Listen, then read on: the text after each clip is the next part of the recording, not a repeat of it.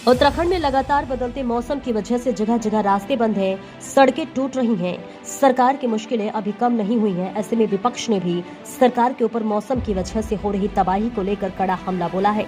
कांग्रेस प्रदेश उपाध्यक्ष सूर्यकांत धस्माना ने आरोप लगाते हुए कहा है कि अवैध खनन की वजह से उत्तराखंड के अंदर तबाही ला रही है। ऑल वेदर रोड का नामकरण जब से हुआ है तब से तबाही हो रही है। हरिद्वार डूबा हुआ है।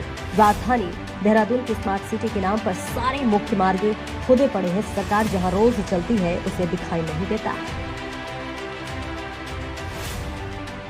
ये पूरा राज्य इस समय आपदाग्रस्त है। राज्य में पिछले 1.5 महीने से गढ़वाल संभाग में, कुमाऊं संभाग में, हमारे तराई के क्षेत्रों में, हरिद्वार में, उधम सिंह नगर में, राजधानी देहरादून में, कोटद्वार में जिस प्रकार से आपदा का कहर है, उस आपदा से निपटने के लिए और स्थानीय जनता को मदद देने के लिए सारा सिस्टम फेल है। सरकार कहीं नज़र नहीं आ रही। एक दिन मुख्यमंत्री की झाड़ के बाद प्रभारी मंत्री एक एक दिन औपचारिकता के लिए अपने अपने प्रभार वाले जनपदों में गए, लेकिन उसके बाद से फिर नदारद है। पूरा का पूरा पौड़ी जनपद, पूरा का पूरा चमोली जनपद, पूरा का पूरा रुद्रप्रयाग जनपद, पूरा का पूरा उत्तरकाशी जनपद आपदा से प्रभावित है। राजधानी देहरादून के तो कहने क्या, यहाँ तो नदियाँ आईटी पार्क में और राजपुर रोड में और घंटाघर में आपने बहती हुई देखी है बारिश में। और हरिद्वार जलमग्न हुआ, जिस प्रकार से लक्सर से लेकर के शहरी क्षेत्रों में पानी भरा, वो आपके सामने है। लेकिन सिस्टम कहीं नज़र नहीं आ रहा, सरकार कहीं नज़र नहीं आ रही।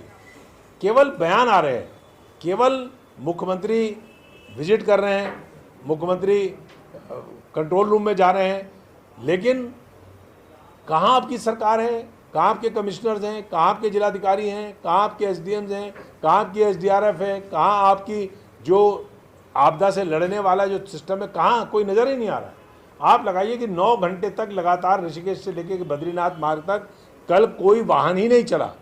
आप देखिए कि रुद्रप्रयाग से लेकर के केदारनाथ तक पूरे के पूरे जितने स्टेशंस हैं उनका संपर्क कटा हुआ है जिला मुख्यालय से और राज्य की राजधानी से। इसी प्रकार से कोटद्वार से लेकर के और पौड़ी तक का जो राष्ट्रीय राजमार्ग है उसमें कई जगह अवरुद्ध हैं और बिल्कुल 3 दिन से वहाँ ट्रैफिक ही नहीं चल रहा है। कोटद्वार शहर में जो विधानसभा अध्यक्ष जी का विधानसभा क्षेत्र है, वहाँ 3 दिन लगातार बिजली नहीं रही। वहाँ पर जिस प्रकार के हालात हैं, मालन नदी का पुल जो पहले खनन के कारण गिरा, वो स्वयं अपने श्रीमुख से विधानसभा अध्यक्ष जी ने बताया, अब वो रहासा पुल जो था वो भी परसों की बारिश में बह गया, तो वहाँ पर पुल गायब है। पूरा हरिद्वार डूबा पड़ा है, राजधानी का बुरा हाल है।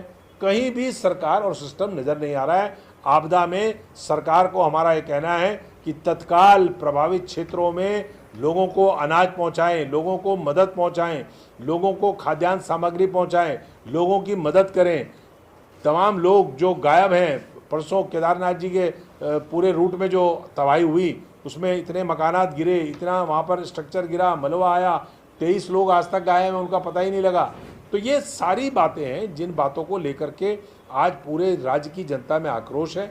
इसी प्रकार से राजधानी देहरादून में आज जिस प्रकार से डेंगू फैला हुआ है, कंजक्टिवाइटिस फैला हुआ है, 2016 में और 2019 में मुझे याद आता है कोरोना काल से पहले जिस प्रकार से डेंगू फैला था, महामारी का रूप ले लिया था, सैकड़ों लोगों की मौत हो गई थी। डेंगू उसी स्टेज पर पहुंच रहा है। अभी डेंगू की शुरुआत हुई है। डेंगू जो है बरसात के बाद शुरू होता है और बरसात से लेकर के अक्टूबर के महीने तक चलता है। अभी पूरे अस्पताल भर चुके हैं। कंजक्टिवाइटिस के जो पोस्ट कोरोना कंजक्टिवाइटिस है, आंखों का फ्लू है, वो पूरे शहर में फैला हुआ है। हर घर में 2, 3, 4, 5 लोग आपको आई फ्लू के मरीज मिल जाएंगे। पूरे शहर में आई फ्लू का प्रकोप है, लेकिन स्वास्थ्य का विभाग कहीं भी इससे लड़ता हुआ नजर नहीं आ रहा है। कोई व्यवस्था सरकार करने को तैयार नहीं है। स्वास्थ्य मंत्री जी पता नहीं कौन सी बात कहाँ व्यस्त है, किन चीज़ों में व्यस्त है, उनको फुर्सत ही नहीं है। मैं समझता हूँ बड़ा गंभीर मामला है और कांग्रेस इसे बड़ी गंभीरता से ले रही है। मैं कल से ही देहरादून के दून अस्पताल का दौरा करूंगा और उसके बाद राज्य में जो स्वास्थ्य सेवाएं बिगड़ी हुई हैं उसके बारे में अगर हमें ज़रूरत पड़ेगी तो जहां भी हमें आंदोलन करना पड़ेगा हम आंदोलन सड़कों पर करेंगे।